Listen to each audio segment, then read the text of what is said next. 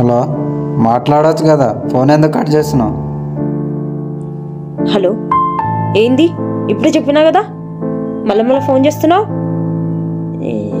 ఎప్పటి ఫోన్? అమ్మా.